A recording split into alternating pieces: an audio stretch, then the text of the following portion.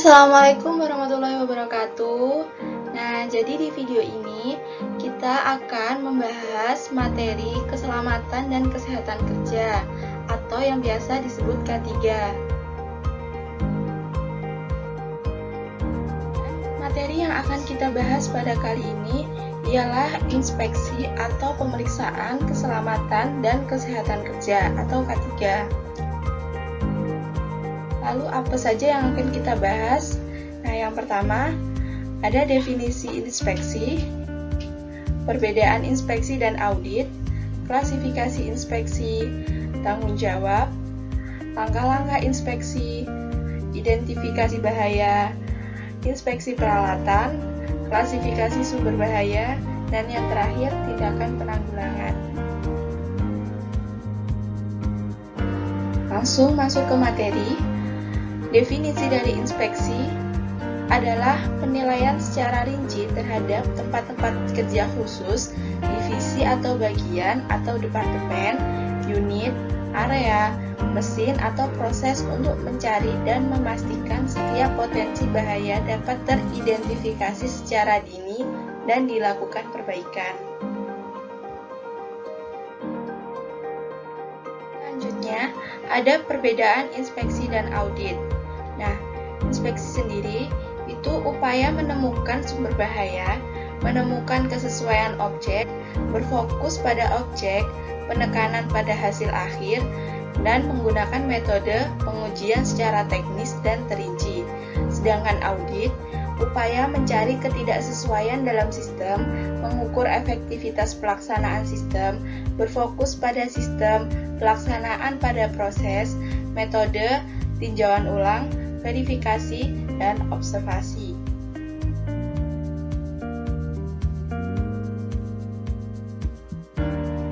Kemudian ada klasifikasi inspeksi. Nah, klasifikasi inspeksi yang pertama ialah inspeksi umum atau berkala. Kemudian inspeksi umum tidak teratur, inspeksi berkelanjutan, dan inspeksi khusus. Lalu ada tanggung jawab. Jadi yang pertama, para pengawas memastikan bahwa tempat kerja telah diinspeksi sesuai dengan standar perusahaan. Yang kedua, site manager dan pengawas memberikan koordinasi antara departemen dan tempat kerja untuk memastikan bahwa inspeksi dapat dilaksanakan. Yang ketiga, petugas K3 atau HSE officer atau inspektor memonitor proses inspeksi dan memastikan pelaksanaannya berjalan dengan sempurna dan terdokumentasi. Selanjutnya, ada langkah-langkah dari inspeksi. Yang pertama, persiapan. Persiapan sendiri itu seperti motivasi baik, rencana inspeksi, menentukan apa yang akan dilihat, kemudian membuat checklist, meninjau ulang inspeksi sebelumnya, peralatan dan perkakasan yang akan digunakan. Kemudian yang kedua, ada pelaksanaan.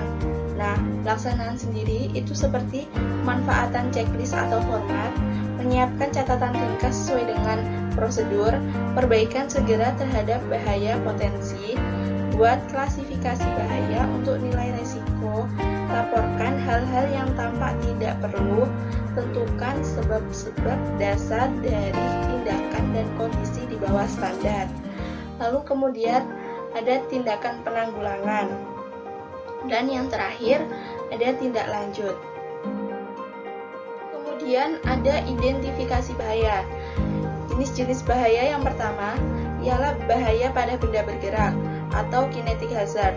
Kemudian kedua, bahaya pada benda diam atau static hazard. Yang ketiga, bahaya pada benda fisik atau physical hazard. Kemudian bahaya pada listrik atau electrical hazard, bahaya kimia, chemical hazard, bahaya biologi atau biological hazard. Kemudian ada inspeksi peralatan. Inspeksi keselamatan terfokus kepada bagian peralatan seperti pelindung pengaman mesin, safety device, komponen pengendali, electrical atau mechanical power, point of lift, weight bearing components. Kemudian ada klasifikasi sumber bahaya. Yang pertama, bahaya kelas C atau minor, yaitu kondisi atau perbuatan yang berakibat cedera ringan, tidak cacat atau penyakit, atau tidak merusak properti. Yang kedua, bahaya kelas B atau serius, yaitu kondisi atau perbuatan yang dapat menyebabkan cedera atau sakit serius, berakibat cacat sementara atau kerusakan properti yang mengganggu operasi tidak keterlaluan.